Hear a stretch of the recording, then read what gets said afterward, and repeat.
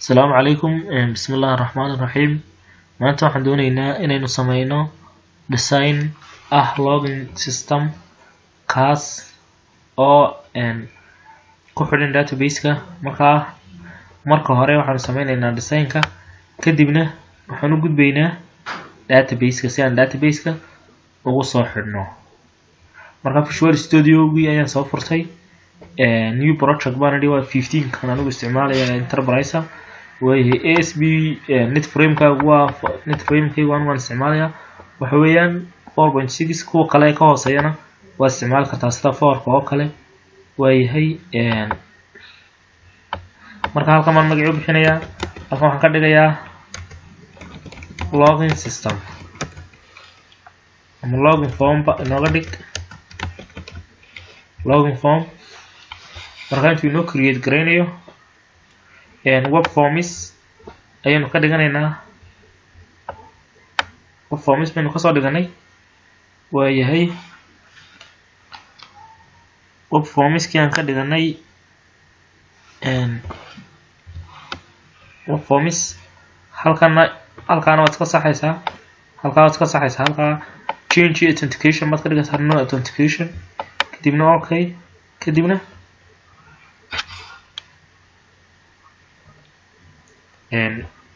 we no create gareynayaa project-geeni.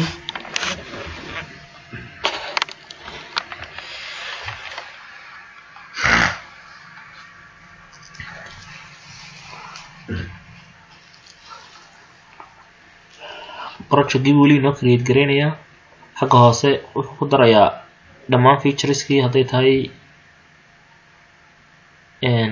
bootstrap iyo hadday tahay jQuery iyo ajax iyo waxyaabihi oo dhan. waayo waa kan hambalyo weyn ee waan sameynay, kaa waan iska jaraynaa, kaana halkaas iska celinaynaa. markaan u baahno ma la soo baxaynaa solution explorer kan tagaynaa. marka kaas inoo sameeyay inagu folder cusub baan ku sameysanaynaa, add new folder baan sameysanaynaa. new folder-ka waxaan ka dhigaynaa login form baan ka dhigaynaa. new folder-kii sidaasaan isticmaalay, new folder-kii sidaasaan isticmaalay.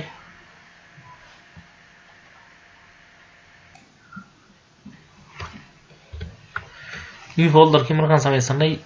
right click baan siinaynaa, kadibna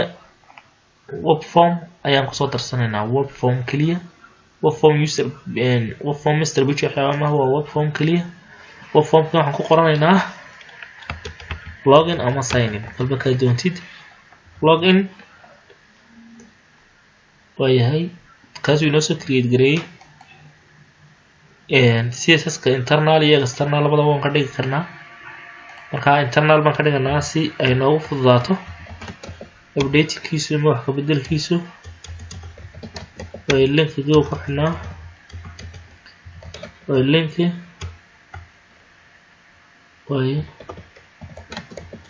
linki href equal style. marka waxaan ka dhigaynaa kan style keliya, halkaasaan style ku dhex qoraynaa. marka kan class inoogu samee, class equal albaab, waa albaabkii laga geliyay markaa systemkeena albaabka. markaa halkan waxaad ku qoranaysaa dot albaab ayaad ku qoranaysaa, oo classka dot buu qaataa, id-guna hash ama afargees waayahay. waxaan sameynaynaa albaab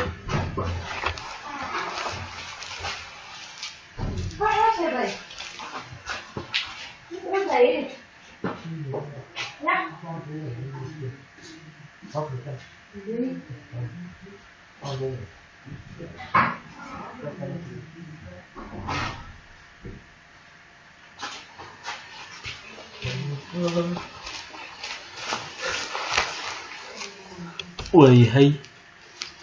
width baan sameynaynaa, width kaasoo ah 300 oo pixel, height-kiisuna 400 baan ka dhigaynaa. kala dheeraado waayahay. box shadow aynu sameynayna box shadowgaasi waa 0 waa 30 pixel waa 0 waa 0 kale waa RGBA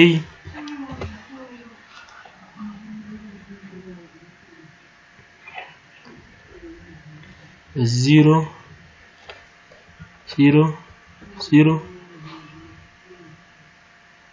0.5 waayahay saasaan ka dhigaynaa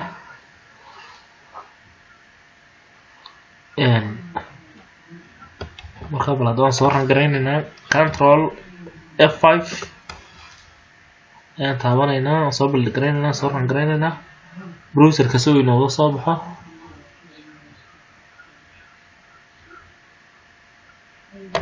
login form.asp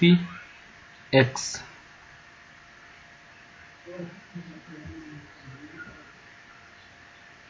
ayahay soo kacay weli iska sugaynaa sidaasuu inoo sameeyey marka waxbay naga qaldan waan ku noqonaynaa kan afinkada alhan ku qor marka refresh garee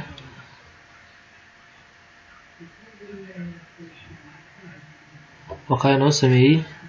marka waxaan odhanaynaa si uu bartanka inoogu yimaado margin content pixel automatic ugey bartanka marka bartankii ayuu inoo keenay bartankiiba inoo keenay waayahay hareerahaasaynu border radius baanu sameynaynaa si hareeruhu usoo xoodmaan waayahay border radius 7 pixel ka dhig waayahay 7 pixel waxaa hareeruhu way soo xoodmeen waayo waxaan sameynaynaa kor ayaanu soo qaadaynaa hoos baan u dhigaynaa margin top xagga sare waxaad kasoo durugtaa 50 pixel intuu ka dhigaynu eegaynaa hoos waa inuu soo dejiyaa oo uu la meelaha soo gaarsiiyaa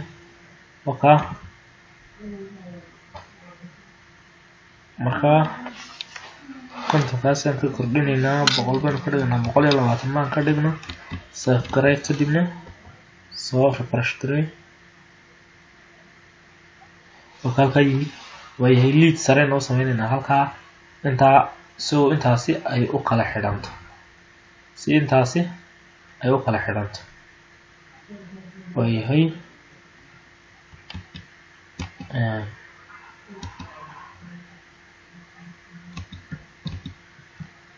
si intaasi ay u kala xidhanto markaa diff baan usii sameynaynaa halkan kale diff class equal lead marka adu classka magaciisa waxaad doontaad ku dhigan kartaa anu maadaama aan af Soomaali ku duubayo leadka ayaan ka dhiganayaa waayahay lead waayahay words baan ka noo sameynaynaa ama ballac hareertaa 100% sababta aynu 100% uga dhigayna waxweyn wuxuu ku dhex qoran yahay 100% haddii kale waxay tegi lahayd labada gidaar ilaa gidaarka kale ilaa gidaarka bariga laakiin imka 100% halkan boqoskeena sameynay ku baah weeyaan sida bartanka aymanayna koona ilaa koona ha joogo ballaca waayahay heightkiisana 50 baan ka dhigaynaa 50 pixel waayahay weli ma soo baxay haddaynu refresh gareyno waayo sababtaa background maynaan soo sameyn ama midab wuu jiraa laakiin waa bilaa midab markaa background baanu sameynaynaa background ana midab yaroon jecelahay 94F0 midabka yaroon jecelahay anu markaan refresh gareyno toos ayuu u qaadanayaa oo kaa saasoo ku haystaa markaa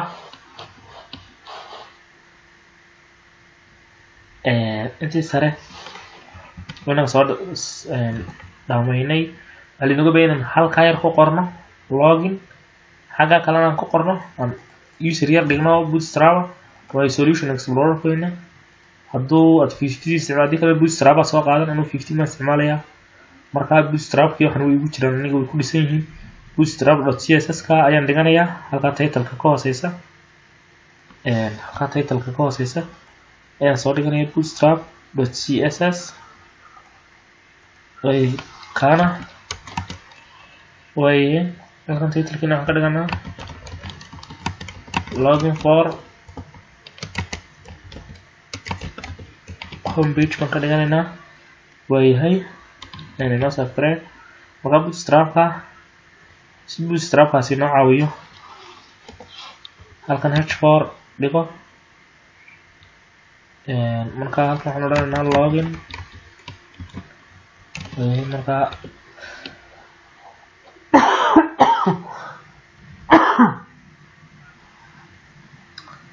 loginkii halkaasuu dhigay halkaan uma baahnin inuu dhigo kalarkeeduna waa madow madowguna ka bedelnaa cadaan baan ka dhigaynaa marka halkan baan odhanaynaa h4 keliya dhiganaysaa class tag ahaan baad isticmaalaysaa kadibna waxaad leedahay color horta ugu horeyn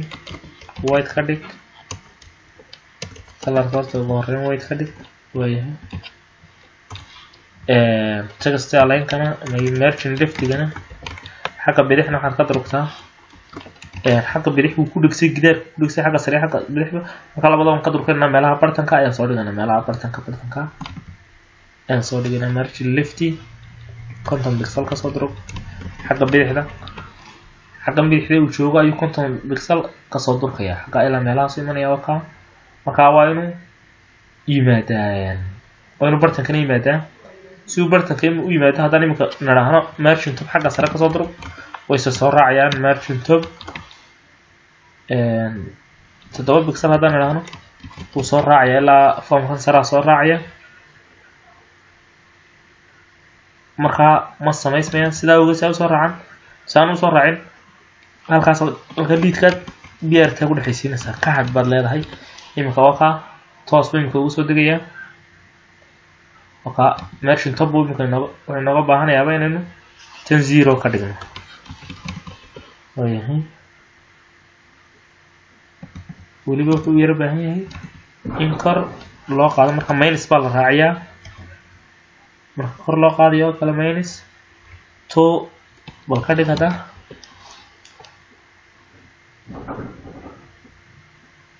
weliba waxba ma dalacmin waan kordhinaynaa markaa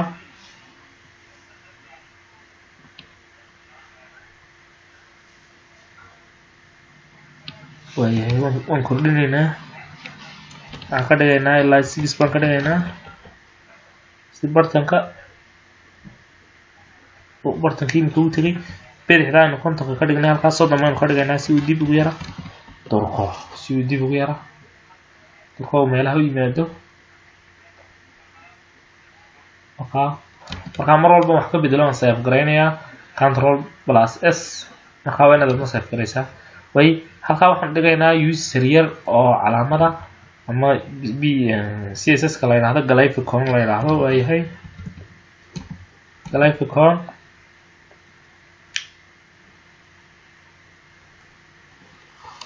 ama isbaan dhigayaa way class baan sameynayaa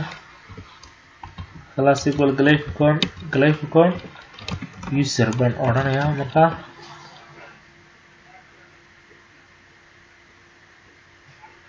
talow alku yimid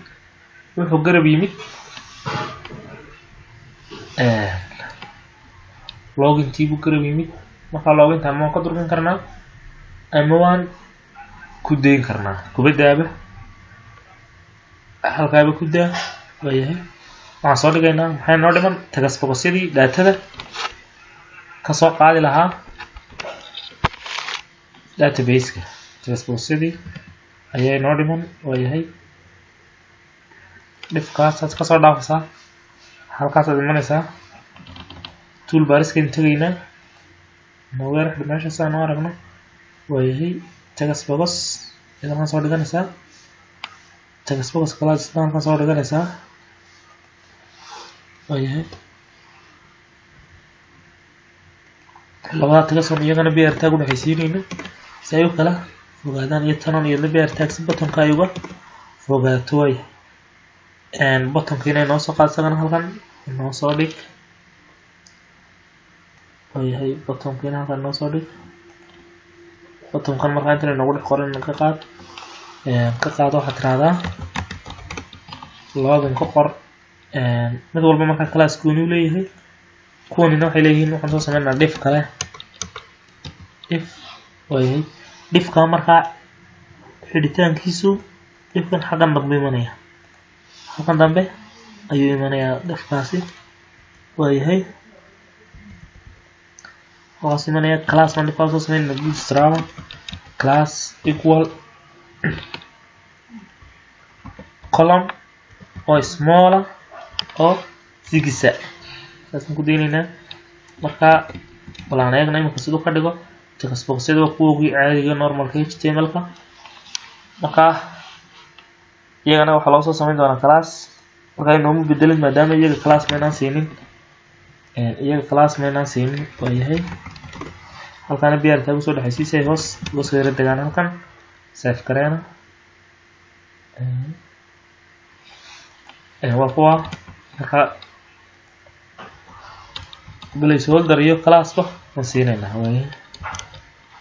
class equal form control ba iyagu text boxyada iska leeyihin intana noo koobiyey intana waan ku dhex tuur wayahay labada text box waa isku class waayay tanna bottomkuna waxa weeyaan classkiisu waxa weeyaan siduu u leekaaday btn info ama information markaa isagu ma leekaanayo wuu ka yaraanaya sida kan booga yaryahay saasuu uga yaraaday marka iyagana waxaan kordhinaynaa halkan baan odhanaynaa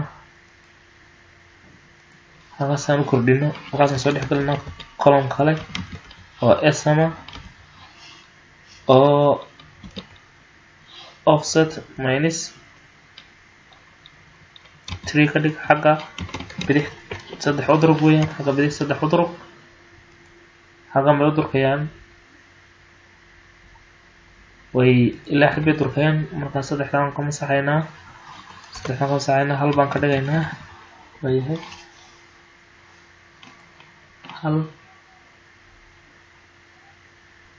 hal baan ka dhigaynaa say halkaa usoo durkaan halkan 6ka halkaa 6ka baan ka dhigaynaa 8 say u fidaan ay usoo ballaadhaan si dheer balcoodu uu u bato waayahay save saas u yaro fideen waan wadaynaa waxaan ka dhigaynaa 11 say ilaa xad say gidaarka kale ugu dhawaadaan marka ilaa xad bay imikana weynaadeen 7 baynu ka dhigaynaa waayahay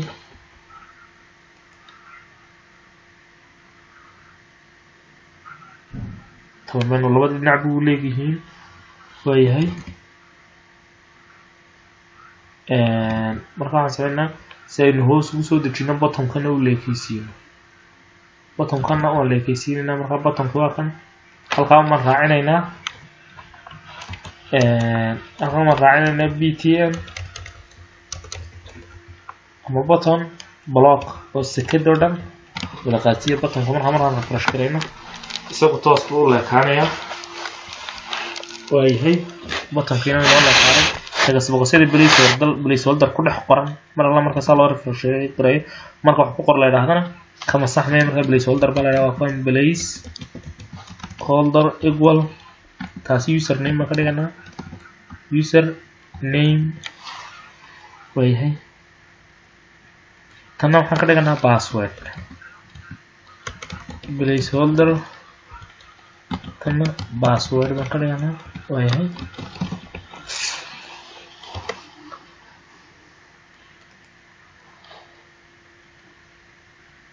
wakaa kusoo dhex qornay username iyo password ba ku dhex qornay markaan ku dhufanay wax ku qorsan lahayn wuu ka masaxmayaa waayahay waaye waxaan sameynaa tan passwordka iyada xarfa lagu qori karaa sidaa awgeed ma doono inay muuqdaan waxa lagu qoro maadaama ay password tahay marka waxaan odhanaynaa xagga weera darbo txt nude baa soo qaadanaysaa equal password text mode text nooceedu waa password markaan refresh gareyno waxaan hadda refresh gareyno password bi noqon sayn kala maarki karo waxaan qorno cid arkaysaa ma jirto waayahay waxa kale oo sameeynaa waxaan soo durkinaynaa kan baan soo durkinaynaa laba mid baan sameyn karnaa br tag inaan br tagyada halka ku badino iyo inaynu class intaan toos ugu soo sameeyno id intaan marka kan bootstrap ka intaan id u sameysano id equal aan idhaahno hoos u durug aan idhaahno kadibna halkana aan soo sameysano id hoos u durug marka waxaan odhanaynaa margin top margin top xagga sare waxa ka soo durugtay marka minus haddana idhaahno kor buu durkaya marka sidaa ogeed 100 kaliya ka dhig hoos ayuu soo inta durkaya hoos uma durkin sababtu waa maxay sababtu waxa weeyaan br tag ayaan may halkaas ka dhiman tahay hoos u durug waa sax hadda uu soo durkaya qasab waxaan qadnay id ka soo halkaa hoos soo durkay waayahay hoos buu soo durkay maxaa kale inaga dhiman halkaa error link soo forget your password waliba 100 iyo waxaan ka dhiganaa 100 iyo 30 bal ka dhig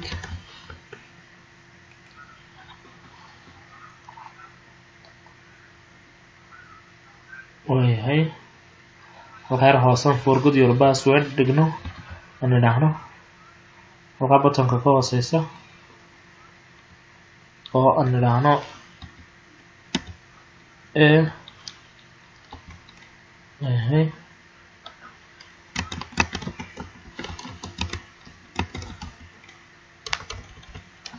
forget your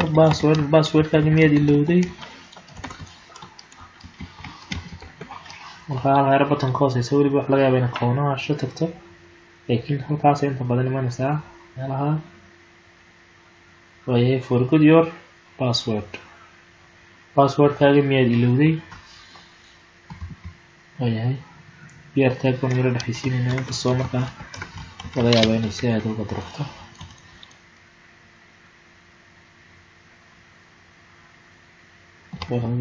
markaa si aad uga durkaysaa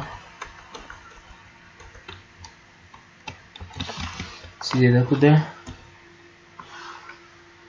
waayahay